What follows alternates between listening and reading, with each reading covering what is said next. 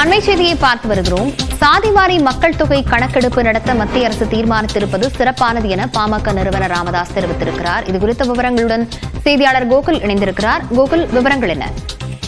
சாதிவாரி மக்கள் தொகை கணக்கெடுப்பு நடத்த மத்திய அரசு தீர்மானித்திருப்பது சிறப்பானது என பாட்டாளி மக்கள் கட்சியுடைய நிறுவனர் ராமதாஸ் தற்பொழுது வரவேற்பு தெரிவித்திருக்கிறார்.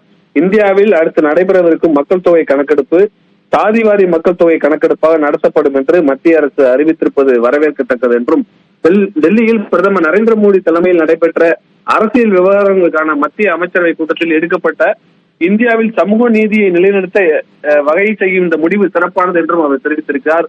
தொடர்ந்து பாமக சாதிவாரி கணக்கெடுப்பு குறித்து வலியுறுத்தி வருவதாகவும், 2021ஆம் ஆண்டு மக்கள் தொகை கணக்கெடுப்பை சாதிவாரி மக்கள் தொகை கணக்கெடுப்பாக நடத்த வேண்டும் என்று பிரதமர் நரேந்திர மோடியை நான் நேரில் வலியுறுத்தியதாகவும், 3 முறை கடிதம் எழுதியிருப்பதாகவும், மக்களவை மாநிலங்களவையில அன்புமணி ராமதாஸ் பல முறை வலியுறுத்தியிருப்பதாகவும் ராமதாஸ் குறிப்பிட்டிருக்கார்.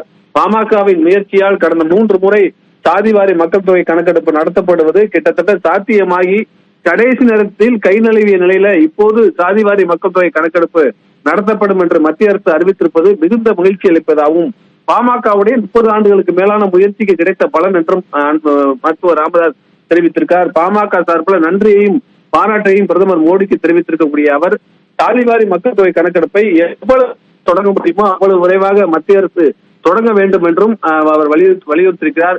சமூக நீதி கிடைப்பதை உறுதி செய்ய வேண்டும் என்று அவர் தெரிவித்திருக்கிறார். மத்திய அரசு நடத்தும் கணக்கெடுப்பு மேலோட்டமான ஒன்றாக தான் இருக்கும் என்பதாலும், தமிழ்நாட்டில் உள் இடஒதுக்கீடு வழங்க கூடுதல் புள்ளி விவரங்கள் தேவை என்பதாலும், தமிழக அரசு 2008ஆம் ஆண்டு புள்ளி விவரங்கள் சேகரிப்பு சட்டத்தின் கீழ் மக்களின் சாதி, கல்வி, வேலை வாய்ப்பு, பொருளாதாரம் உள்ளிட்ட அனைத்து விவரங்களையும் அறிய தனியாக சாதிவாரி சர்வே எடுக்க வேண்டும் என்று பாட்டாளி மக்கள் கட்சி நிறுவனர் ராமதாஸ் தமிழக அரசையும் வலியுறுத்தியிருக்கிறார்.